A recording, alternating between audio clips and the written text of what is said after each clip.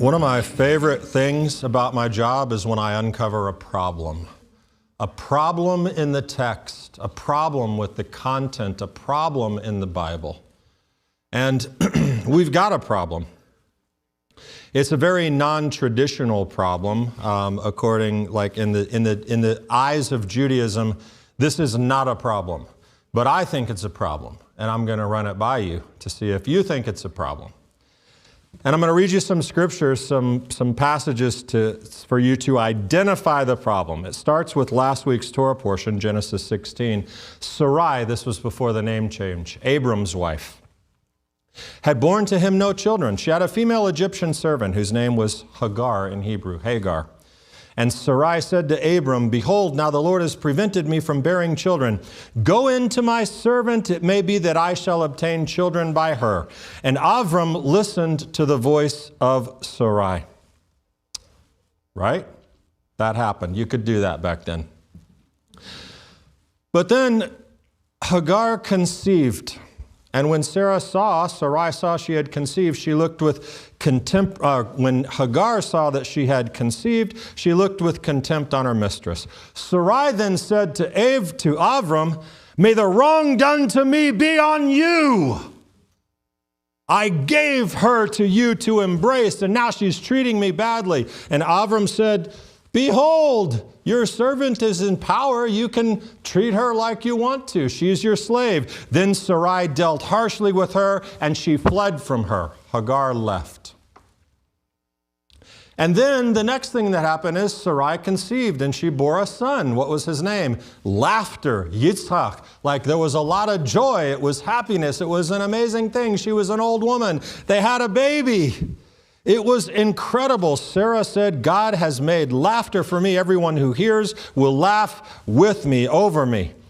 And the child grew and was weaned, and Abraham made a great feast on that day Isaac was weaned. But Sarah saw the son of Hagar, the Egyptian, whom she had borne to Abraham, laughing. So she said to Abraham, "Cast out this slave woman with her son, for this son of this slave woman shall not be heir with my son Isaac." And the thing was very displeasing to Abraham on account of his son. But God said to Abraham, "Be not displeased because of the boy and because of your slave woman. Whatever Sarah says to you, do as she tells you." Okay? So here's the progression in case you're thinking it through. Go into my servant that we can have a baby. You'll have a baby with her. And Abraham listened. And then Sarai got very angry and said, "I'm angry with you. May this be on you. The wrong done to me be on you." Then Sarai treated Hagar harshly, and she fled. And then she said to Abraham, "Cast out this slave woman. I don't want her anywhere around here." Do you see the problem? Maybe you don't. Let me tell you what I see. Whose fault is all of this?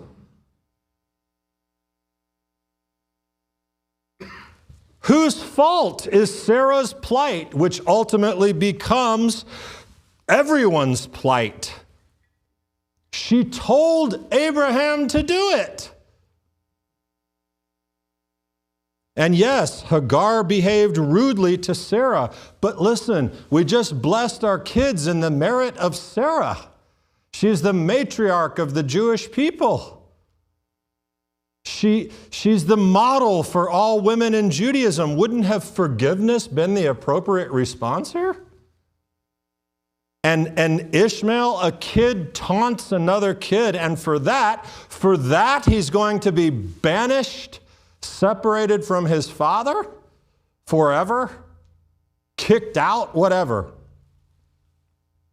I mean, wouldn't it seem more appropriate for Sarah to sort of overlook these things, considering she's just been blessed with her own child? Miraculously, she's celebrating the laughter of having a child. That seems more appropriate, celebrating the good. She's been vindicated. I mean, she couldn't have kids. She now has kids, but the memory of her childless days are completely gone. Problems Does that seem like a problem to you? To me, it's at least questions, but that's actually not the problem I'm talking about. You want to know what the real problem I see is? God went along with it. God went along and sided with Sarah. He tells Abraham, do what she said. But isn't she doing it from a mean, vengeful, spiteful place?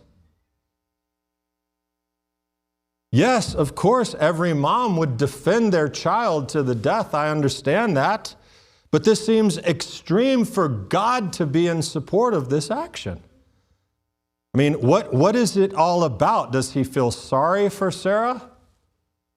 Did he forget when it comes to Ishmael? Has he put mercy and compassion on hold for just a moment so that Sarah can be justified? Beyond the problems there, what possible thing could Ishmael have done? The commentaries are full of ideas. He was actually shooting arrows at Isaac and all kinds of stuff. That's in the commentaries. But I mean, such a drastic action. Why did God apparently acquiesce to Sarah's anger? Because that's sort of really what it is. If we're honest, I think we all kind of feel sorry for Hagar and Ishmael, don't we? And you know the story I'm talking about. I'll tell you about it. But is this some divine wisdom that we can't comprehend? Or is it as plain as it looks?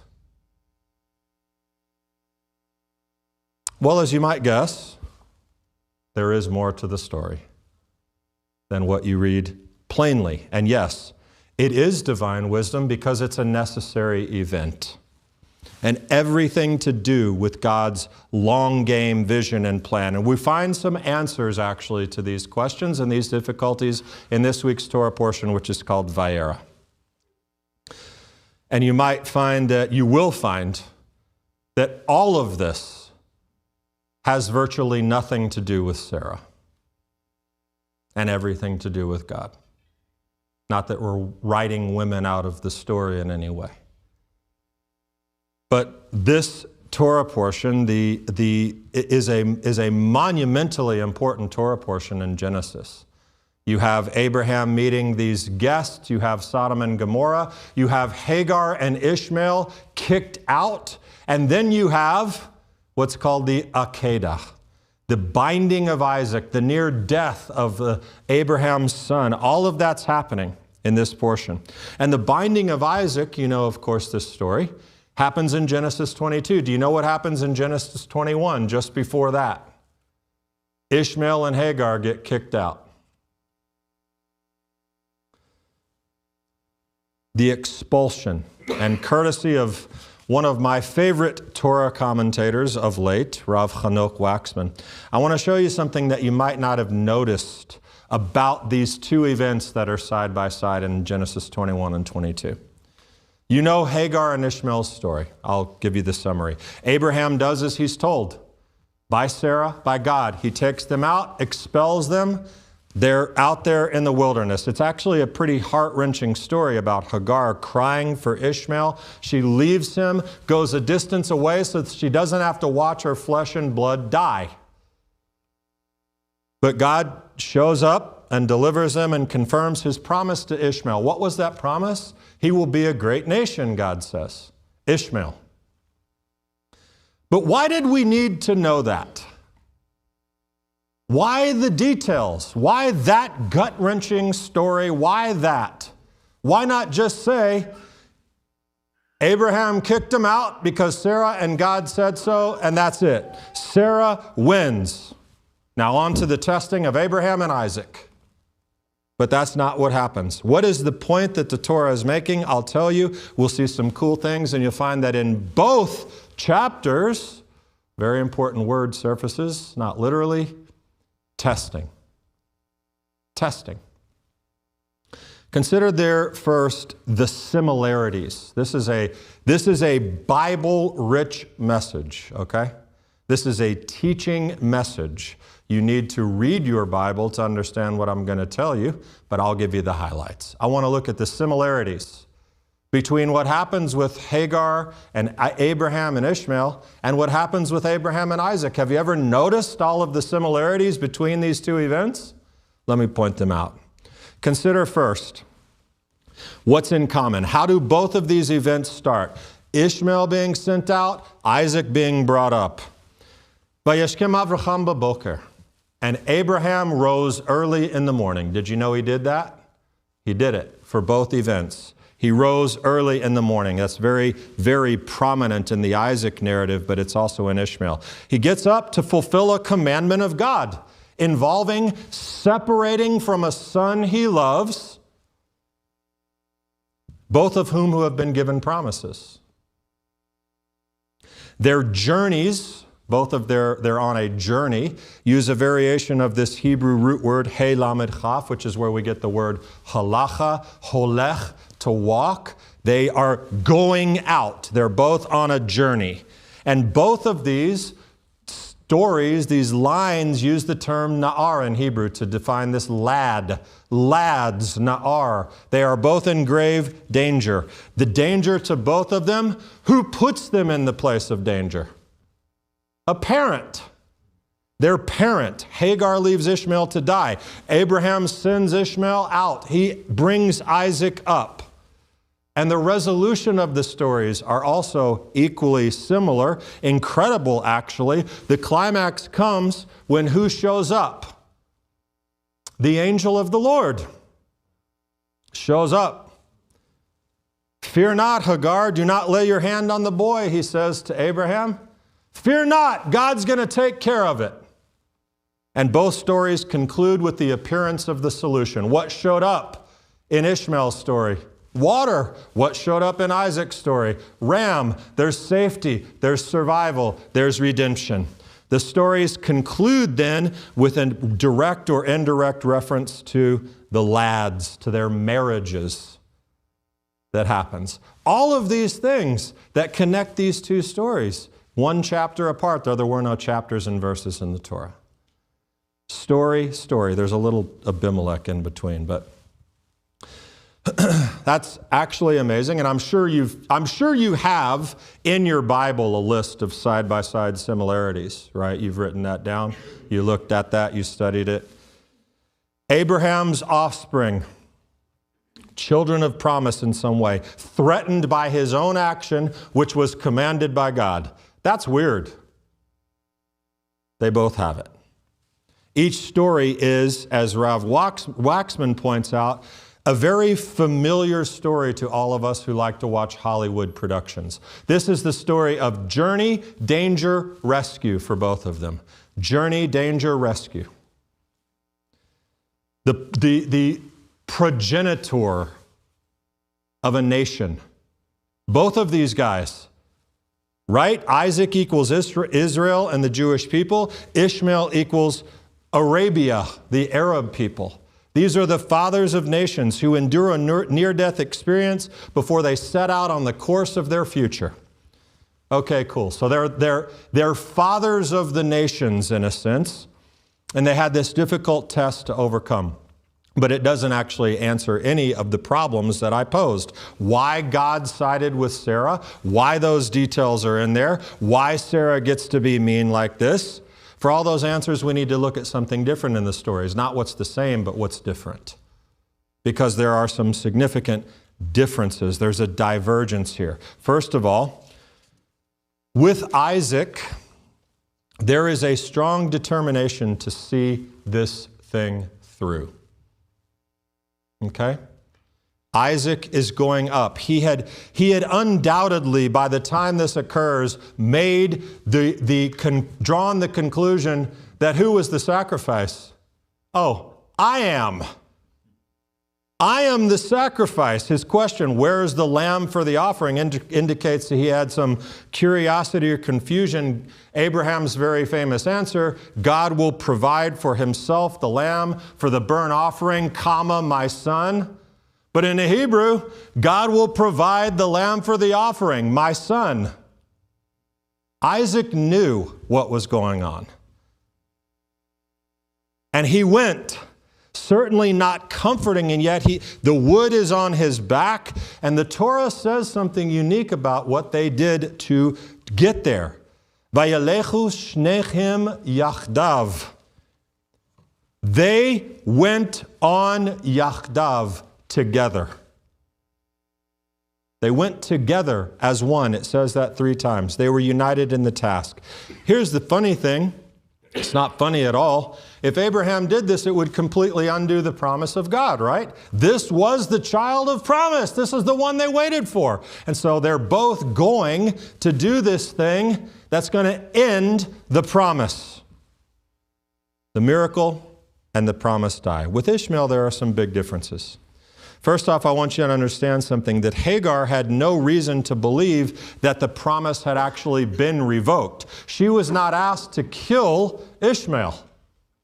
She wasn't asked to do those things. And when Sarah is first mean to her and she goes away, the angel of the Lord confronts her and says, "What are you doing?" She says, "I'm running away from her. She's mean." And Hagar and the angel says, "Go back to her. Go back to her. Allow yourself to be afflicted under her." That's not nice, but it is what it is. Hagar had to go back, and she knew that her life was kind of going to stink. And this actually is an opportunity to move away from that, to live in freedom away from Sarah. But this should have been expected. This is the affliction of her mistress.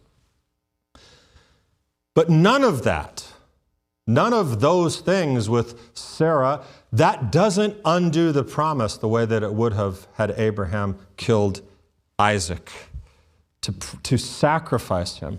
So Hagar is not in jeopardy of losing, but in her despair, she wanders aimlessly through the desert, and she eventually becomes lost. This is what some of the commentaries say, that Abraham actually gave them all they needed to get where they were going, but Hagar was in such, whatever the word is, that she lost her way, and they ran out of supplies, and they were out of water. Okay, so she had no intention about where she was going. Abraham, Isaac, they set out, they're going to get there. Hagar is wandering through the wilderness, lost, and it's falling apart. And then there's the actual interaction between Hagar and Ishmael. How did Abraham and Isaac go? Yachdav, together. What happened with Hagar and Ishmael? She makes, the Torah says, a distance between them in many ways. Physically, she set him under a brush, under a plant, and then she goes away and she leaves him, and so they're separated. He's going to die over there. When the water in the skin was gone, she put the child under one of the bushes. Then she went and sat down opposite him, a good way off, about the distance of a bow shot. For she said, "I don't want to see him die. Let me not look on the death of the child." And she sat opposite him. She lifted her voice and wept. So she's at an emotional distance as well. She's just kind of walking away. She's not offering words of encouragement or calls to courage. She's just abandoned him and given up. That's it. But you know what? That's actually okay. She's a mom, right? I mean, it's not to say she's weak. She's a mom. This is her son. It's her boy. So maybe it's understandable. But she doesn't handle it like Abraham, the picture of faith, the father of multitudes. But there's a really important contrast that needs to be noted here. This is the main point. The contrast between Isaac and Ishmael.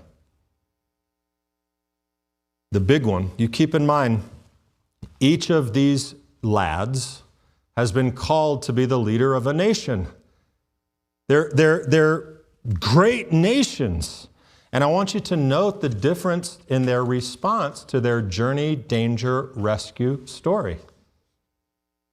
We've discussed Isaac's response. "I will go, put the wood on my back. I'll go headlong into it, to be bound, to be sacrificed, trusting my earthly father, trusting my heavenly father will provide a solution." Keep in mind, he had to do it voluntarily. How many times do you think a 100-year-old guy could take a young man and, full Nelson him up and tie him up and get him on? It had to be voluntary. for Isaac to do it. Ishmael, I want you to keep in mind, we see him at a young age, but he's not a little baby when this is happening. He's older. He's not a baby that Hagar needs to, that's what we picture, right? She put him under the bush and she had to walk away because the baby was going to die there. He's not a baby. He's at least a teenager, if not a little older. But what did he do? As his mom loses faith and cries out, the Torah tells us this. Opposite him, she lifted up her voice and wept, and God heard the voice of the boy, the implication being, he also started crying. His mom's crying, she's over here, he's over here, he hears her crying, and now he starts crying. Again, nothing really wrong with it, but that's the progenitor of a nation? That's the patriarch? That's the brave, courageous guy who's going to lead the Arab nations? Where is the resolve? I mean, where is that hero part of the journey danger rescue? Where is his courage? I mean, that's what we want to see, the will to live, to survive, to overcome. It's not there. Yeah, he was thirsty, he was tired, he was dehydrated, whatever. But this isn't the brave father of a nation. Where is the faith that God will provide, which is exactly what God actually did? The text then says, what troubles you, Hagar? Fear not, this is the angel of the Lord, for God has heard the voice of the boy where he is. Up, lift up the boy, hold him fast with your hand, for I'll make him into a great nation. Then God opened up her eyes, and she saw a well of water, and she went and filled the skin with water and gave the boy a drink. God was with the boy, and he grew up. So there are similarities in the story, but the differences actually tell a story. It had nothing to do with Sarah. God did not acquiesce to Sarah's need to see Hagar put in her place or to see Ishmael, this boy, punished or spanked because he was a rotten kid. It had to do with God having a plan from the beginning, knowing what it takes and seeing it through. He knows everyone's personality. He knows Ishmael and Hagar and Sarah and Isaac and Abraham. He already apprehends their potential in life. He knows, though, that the despair, the division, the breakdown are not the best materials from which to mold the nation of Abraham. Ishmael, in other words, had not passed the test. And this is a possible explanation for why we needed God to tell us this part of the story in the Torah. More than just Sarah kicked him out and she was mean to him and there he went off and did this thing. No, you get to see him in action. You get to see his character. You get to see what kind of man these men would be. God was showing us something.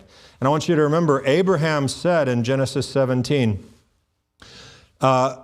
he's asking, oh God, that Ishmael might live before you. And God said, no. Sarah, your wife, shall bear you a son. You shall call his name Isaac. I will establish my covenant with him as a covenant, everlasting covenant. And for Ishmael I heard, behold, I've blessed him. But I will establish my covenant with Isaac, whom Sarah shall bear to you at this time next year. God did this. God knew who the lads were, and he wanted everyone else to know. These are the future generations of the Arabs and the Jews. Who's the brave leader? Who's the one willing to lay it all down and sacrifice himself? The answer's in the text. But I want to share this other short, interesting consideration and conclude with something for our world right now and going forward.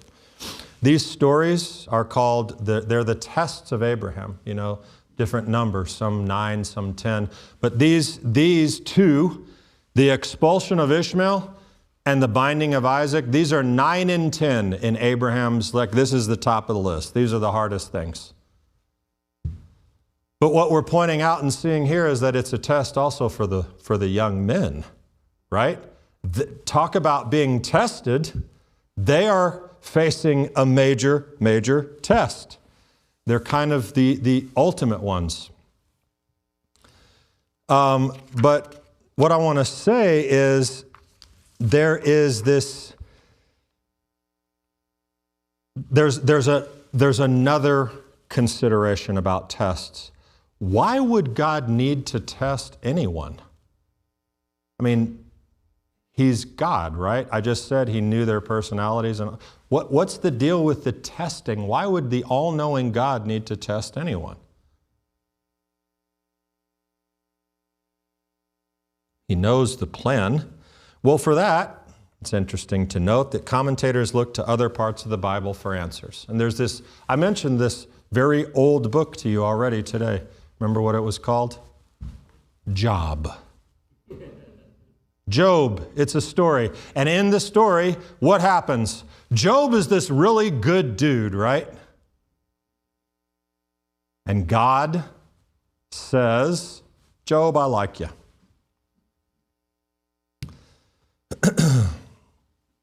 Actually, let me back up and say, I want to point this thing out first. In terms of testing, the commentators, when they're looking for an explanation for something, they look at other parts of the Bible. Yeah, Job. But in this thing, here's the suggestion that's offered. It says in Genesis 22, by the binding of Isaac, it says, and after these things, God tested Abraham, or Abraham was tested, right? After these things. That word things. It also means, in Hebrew, Devarim, it's the book it's the 5th book of the Torah. It also means what? Devarim means things and words. Okay?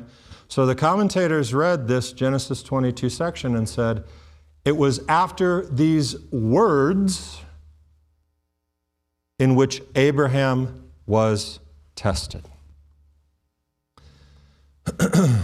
What difference does that make?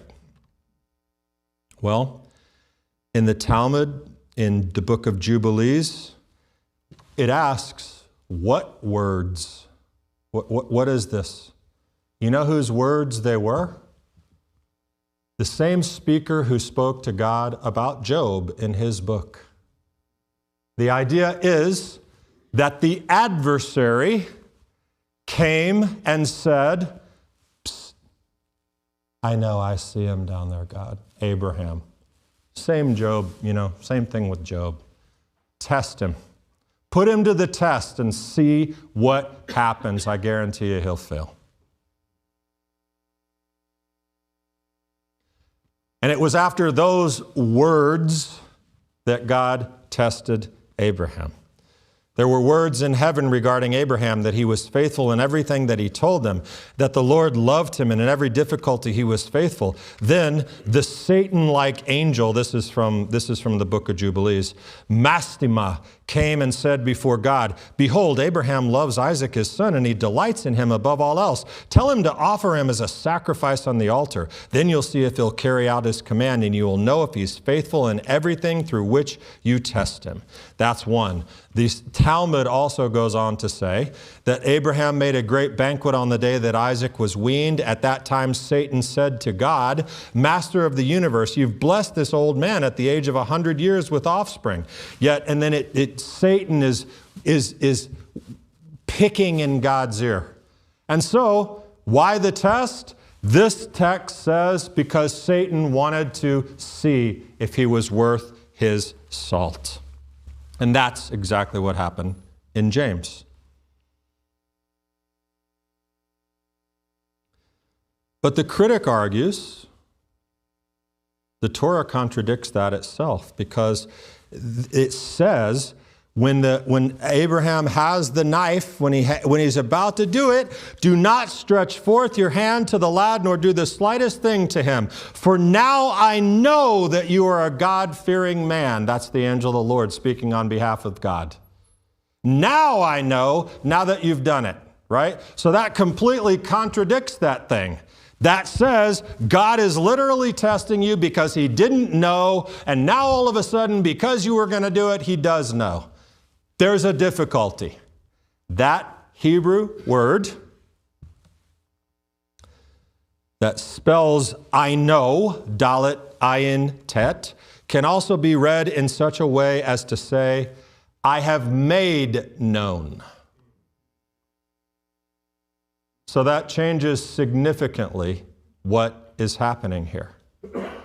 It was indeed a test, but then what we read in some of the extra biblical texts, what does this change? I have made known to everyone that you are the one who loves me, and so with your son. Even Augustine was on board with this idea. St. Augustine, Abraham was tested through the offering up of his beloved son Isaac to prove his pious obedience and so make it known to the world, not to God. You tracking with me on that? So the same could be said for Isaac, who went forth with bravery. His story was known. We see what God already knew when you contrast the stories of Isaac and Ishmael. There's a hero and there's a not hero. There's brave and courageous and bold and walking into the fire, and there's hiding under a bush crying like a baby.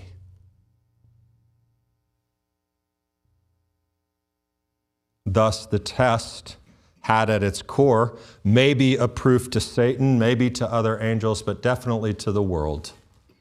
Isaac is the child of promise. From now on, Rashi says, from now on I have a response to Satan and the nations who wonder what is my love toward you. Now I have a reason, for they see that you fear God. Remember that to the nations. Here's the last bit. Many people won't like me for what I'm going to say, but it's okay. You can say whatever you want. That's what our friend told us last week from the college campus. Isaac equals the Jewish people, Israel. Ishmael equals the Arab people. And Abraham said to God, oh, that Ishmael might live before you. God said, no, but Sarah your wife shall bear you a son, and you shall call his name Isaac. I will establish my covenant with him as an everlasting covenant for his offspring after him. You ready? The land of Israel belongs to the Jewish people. And it started right there.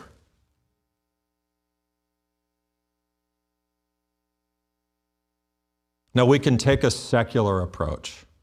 Okay? There's a weakness in the argument when we're talking about the Arab-Israeli conflict, and I'm not going to talk about it a long time, but there's a weakness when people say, but the Bible says that's the Jew, God gave. Okay, fine. That is fine. The secular approach, though, is this. Let me tell you how this works. When you go to war and you kill a bunch of people and you take their land, that's your land. You keep it. It's not nice, but I'm just saying that's how the world works in war. So once you own it, unless somebody comes and takes it back from you, it's yours. But that's not the approach I want to take. I'm just saying that is a fact.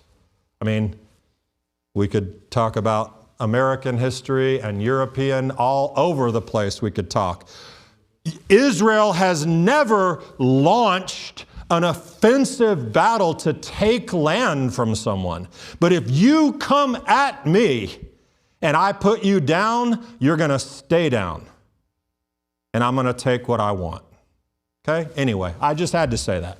Let's get back to the holy religious Bible stuff, okay? Because I prefer it, actually. It makes me feel much more peaceful. Ishmael and Isaac demonstrated their character. They were both blessed with land and a nation.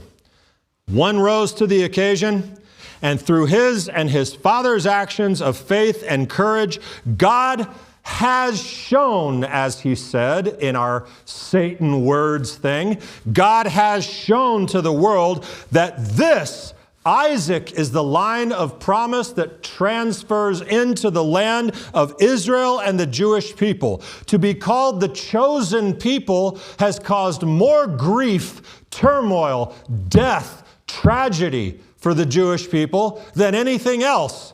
We didn't choose it. We just did it. Because sometimes you just gotta do it. You just gotta be bold and brave and courageous and go up the mountain with the wood on your back.